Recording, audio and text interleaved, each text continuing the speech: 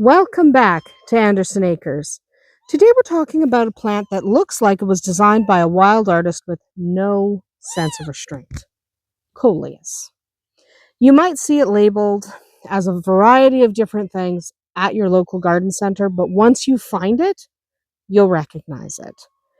It's something that looks like it comes out of a fairy tale, okay? Most of us will just call it Coleus, even though it has a scientific name that I'm not going to try to pronounce. It's not going to work because I'm not good at pronouncing these scientific names. But most of us will just call it Coleus. This tropical beauty is all about the leaves.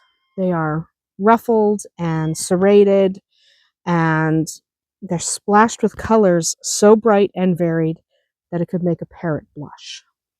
We're talking reds and pinks and yellows and greens, even purples and sometimes bronze, all swirling together on the same leaf. Coleus isn't grown for its flowers. In fact, a lot of gardeners snip the blooms right off the moment they appear. The flowers are small and spindly and honestly kind of ruin the neat shape of the plant. So it's really all about the leaves. They're where the real magic happens. Each variety looks like a completely different species, so you can mix them like an artist mixes paint, from dark and moody tones to cheerful sun-splashed patterns. Some of them stay compact, just 10 inches tall or so, and others grow into these lush leafy mounds nearly 2 feet high. They are beautiful, beautiful plants. Okay, they're gorgeous. But we should talk about placement, because where you put them matters. Coleus shines in the shade. Too much sun and those brilliant colors can fade, or the leaves can even scorch, which is not a good look. A bright dappled spot under a tree, along with maybe being on the northern side of your house so that they are protected from the sun, nestled among a bunch of ferns and stuff like that to shield them. All of that can work. They don't love the bright sun, so keep them out of it. It's one of those plants that brings life to the darker corners of your garden. If you have a spot where nothing else seems to thrive because it's just too shady, Coleus might just be your new secret weapon to brighten up that area. So give it a try. Coleus is also a dream for container gardeners. You can mix and match varieties to create living art. A big bold one like the Kong Red paired with a lime green variety like Electric Lime makes an instant conversation piece on the patio. So don't be afraid to mix and match.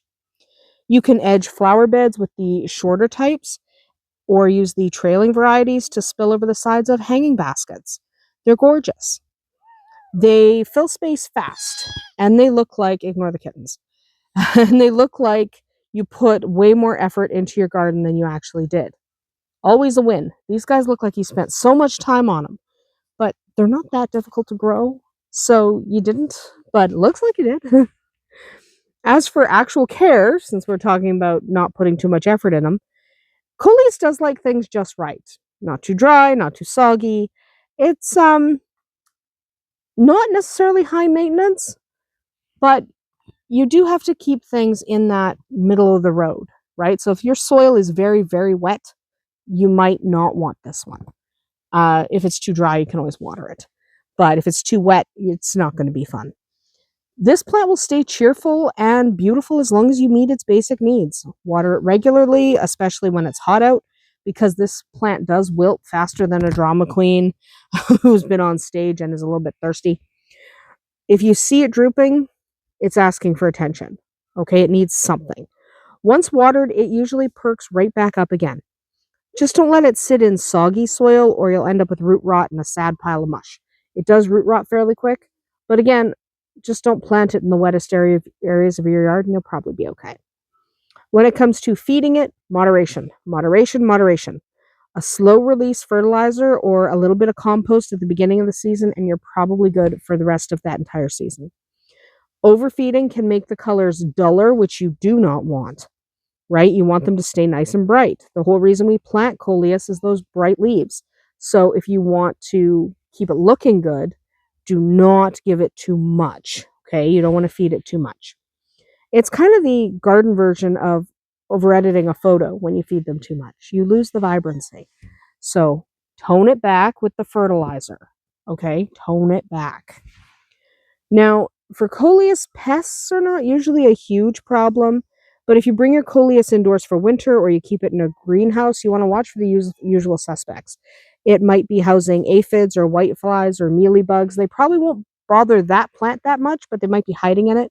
So a quick rinse or a dab of the insecticidal soaps or anything like that usually does the trick. Outdoors, they rarely have a problem when it comes to insects. Like usually pests don't bother them that much. So don't be afraid to bring it indoors after you just give it a quick treatment because they could be hiding in it. But it probably won't suffer the ill effects. Speaking of overwintering, Coleus is technically a tropical perennial, hardy only to zone 10, and we're in zone 3. So obviously, we can't keep it outside all year long. For the rest of us, you can grow it as an annual, okay, which is what we do. We don't overwinter in the house or anything. We just replant it every year. But if you can't bear to say goodbye to it, when that frost comes, you can take cuttings in late summer, snip a few stems, pop them in water, and they'll root in about a week. Keep them on a sunny windowsill through the winter, and you'll have ready to start plants for next spring. It's like cloning your favorite summer memory. And fun fact, Coleus isn't just a garden favorite, it's a classic houseplant. Put one in a bright room and you'll have year-round colors indoors. They're gorgeous and they're a conversation starter. Just pinch back the tips occasionally to keep it bushy, right? So it doesn't get all spindly. Pinch off those spindly areas. Left to its own devices, it will stretch out like it's trying to reach the sun. So the spindly areas, pinch them back and it'll stay kind of nice and pretty and bushy. So who is Coleus for? Well, if you're a fan of color, you love playing with garden design, or just want to plant that you looks like you spent hours and hours picking it out when you really just grabbed the brightest one at the garden center, this guy's for you. However, if you're more of a water when I remember, maybe it got too wet, you're not paying that much attention, um, you might want to give this one a pass. Also, if you only have really sunny spots in your garden, again, give it a pass. You do not want this guy getting full sun. It'll just roast. Okay? Coleus likes shade, moisture, and just a little bit of attention. In other words, it's not a cactus. Okay? You do need to pay a little bit of attention, but if you can give it some attention on occasion, it'll probably thrive. Kittens are having a little tiff. If you've got a shady nook to fill and you love a splash of bold painterly color, there's really nothing else quite like the Coleus. It is gorgeous. It'll make your garden glow, even on the cloudiest day. Now, that's about it for us here today at Andersen Acres. Drop a comment below and let me know. Do you grow Coleus? What's your favorite variety? Your favorite color? Or do you prefer something else to brighten up those shady spots? We'll see you tomorrow.